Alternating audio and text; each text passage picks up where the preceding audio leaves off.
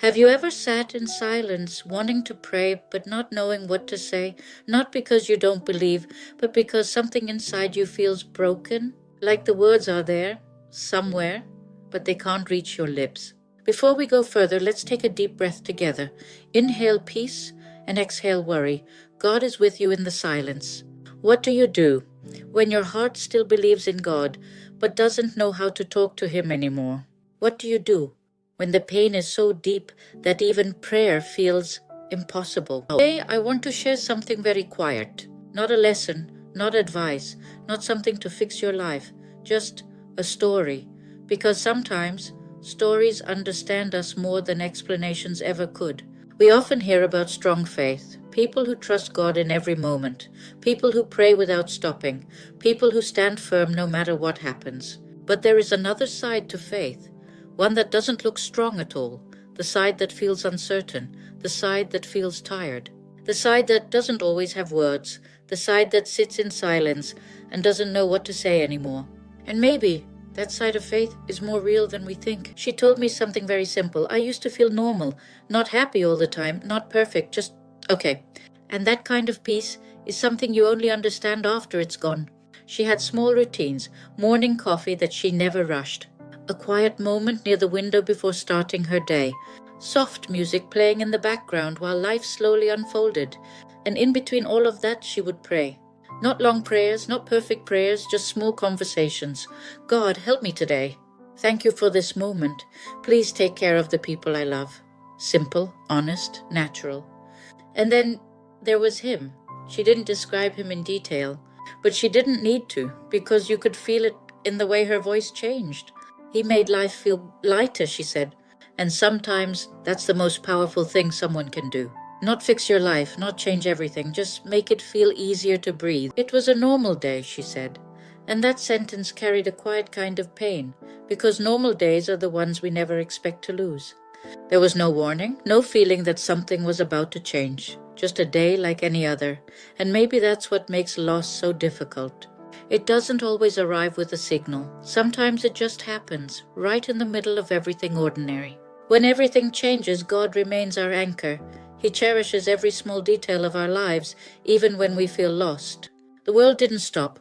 People kept moving, cars kept passing, days kept changing. But inside, everything felt still, like time moved forward, but you stayed in that moment. You might feel like you're watching your life, not living it, and that feeling is hard to explain.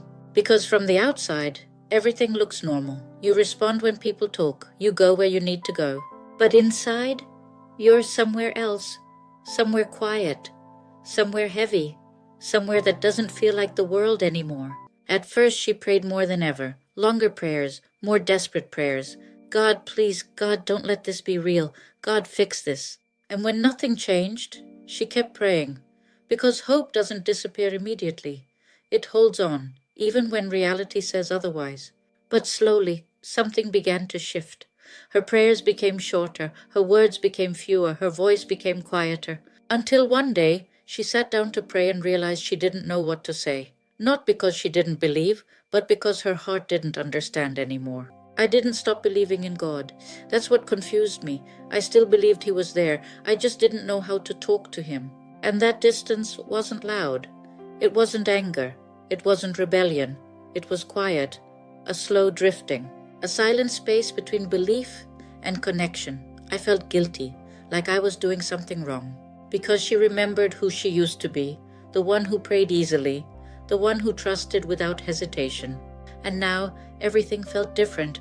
One night I stopped trying. No prayer, no effort, no searching for the right words. Just silence. She sat there, tired, empty, present. And for the first time, she didn't try to fix anything. She didn't try to be strong.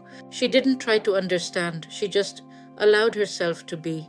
And in that moment, something shifted. Not outside. Nothing changed around her. But inside, something softened. Maybe, she said slowly, God wasn't waiting for my words. Maybe He already understood my silence. She still doesn't pray the way she used to. Some days she says nothing. Some days she just sits, and somehow that's enough. Because maybe faith is not always about speaking. Maybe it's not always about understanding. Maybe it's not always about feeling strong. Maybe sometimes faith is simply staying. Even in silence, even in pain, even when you don't have the words.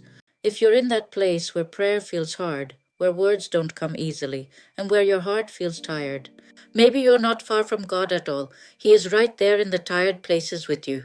Maybe you're just in a different kind of faith, a quieter one, and that is beautiful.